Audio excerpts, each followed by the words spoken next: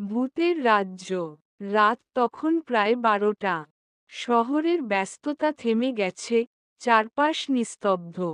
রাস্তার ধারে দাঁড়িয়ে থাকা পুরনো প্রাসাদটির দিকে তাকিয়ে রাকিবের গা শিউরে উঠল। সে শুনেছিল, এই প্রাসাদে নাকি রাত হলেই ভূতেরা রাজত্ব করে। বন্ধুরা সবাই চ্যালেঞ্জ দিয়েছিল, কেউ যদি সাহস করে এক রাত এখানে কাটিয়ে আসতে পারে, তবে সে হবে দলের সবচেয়ে সাহসী ছেলে। রাকিব সাহসী, তবে ভূতের ব্যাপারে সে কখনোই অতটা আত্মবিশ্বাসী ছিল না। তবুও বন্ধুরা মজা করবে ভেবে রাজি হয়ে গেল। প্রাসাদের বিশাল দরজাটা খুলে সে ভেতরে ঢুকল। চারদিকে ধুলো জমে আছে, দেয়ালে ছোপ ছোপ কালচে দাগ। বাতাসে যেন পচা গন্ধ ভাসছে। হঠাৎ কোথা থেকে একটা ঠান্ডা বাতাস এসে তার গায়ে লাগল।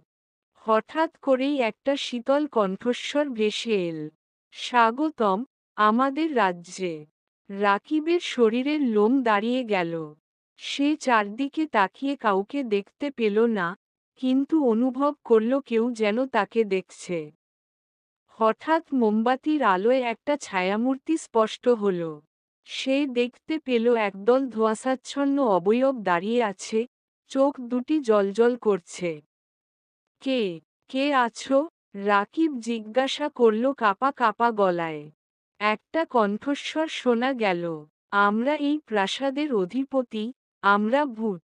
এখানে যারা আসে, তারা আর ফিরে যেতে পারে না। রাকিব দৌড় দেওয়ার চেষ্টা করল, কিন্তু পা যেন মাটিতে আটকে গেছে। ভূতেরা তার চারপাশে ঘিরে ধরল। এখন থেকে তুমিও আমাদের রাজ্যের একজন। এরপর কি হয়েছিল, কেউ জানে না। পরের দিন সকালে বন্ধুরা এসে দেখল, প্রাসাদের দরজা খোলা, কিন্তু রাকিবের কোনো খোঁজ নেই। শুধু বাতাসে এক অজানা ফিসফিসানি ভাসছিল। নতুন রাজা এসেছে ভূতের রাজ্যে।